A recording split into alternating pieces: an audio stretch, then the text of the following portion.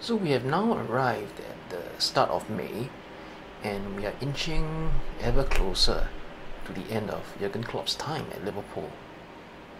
It, it didn't feel like all that long ago when he made his announcements that he would be stepping down, and suddenly it sort of became a very long farewell.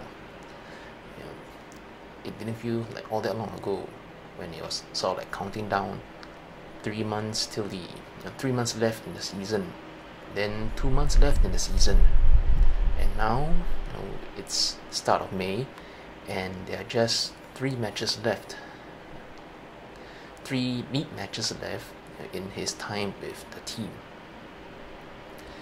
and just although this season is basically about to just peter out, like just almost a deflating anticlimactic finish to the season. But for me personally, I still maintain that Klopp has done very well as a whole in his 9 years with the team. And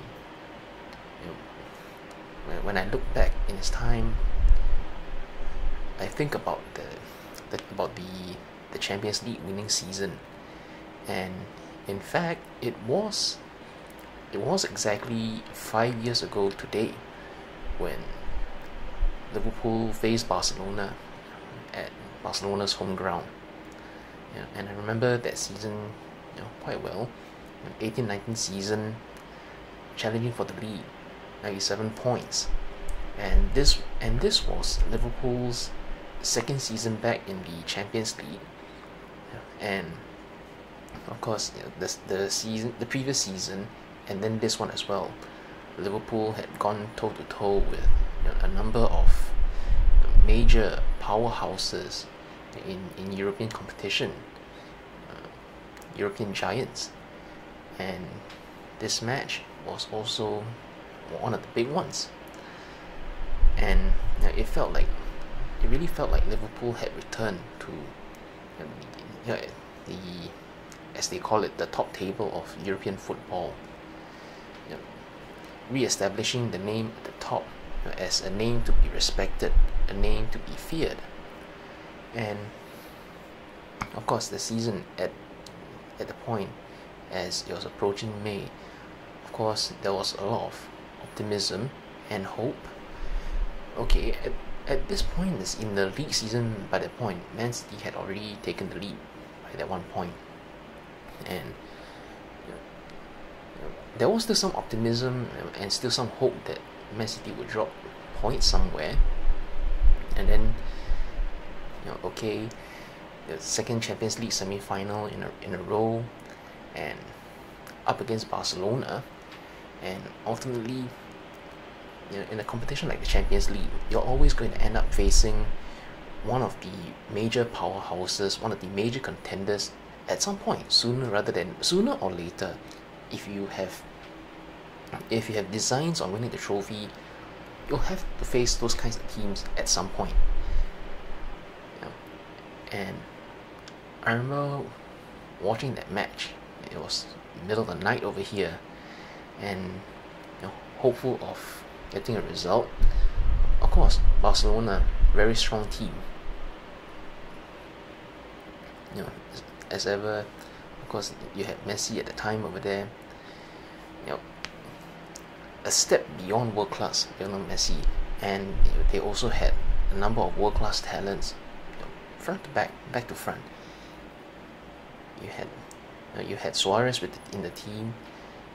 Busquets was still there. You had PK in defense. You had Ter Stegen, the goalkeeper. So incredibly strong team. But as I was watching, I remember I fancied Liverpool to be as strong as Barcelona were. But of course, as the match went, of course those who watched the match, they know what happened, right? And as I'm thinking about that match again, how the goals panned out, and I think back now, the first two goals that Barcelona scored, both came as a result of the defense line being rather static, sort of like playing an offside line, hoping to catch the opponent's offside, but it ultimately didn't pan out that way. It didn't work out as they hoped. They were both just onside during the play, and those goals went in, and it felt like a sucker punch here and then a second one, because Liverpool had done quite well in that match, creating chances, but somehow they failed to score. And then of course that messy free kick for the 3-0. Not many players in the world could have scored a free kick like that. And I remember as I watched that free kick go in, I thought, that's probably it. 2-0, you probably could still try and make a comeback in the second leg. 3-0, it just felt like an even bigger mountain. 2-0 is enough of a mountain already. 3-0, twice as big a mountain, 3 times as big probably. And I remember Salah had that really good chance very, very late in the match. Could have made it 3-1, give Liverpool a lifeline, but he ended up hitting the post at that one. And of course Barcelona had chances, I think in stoppage time, to make it a 4-0, but it didn't happen.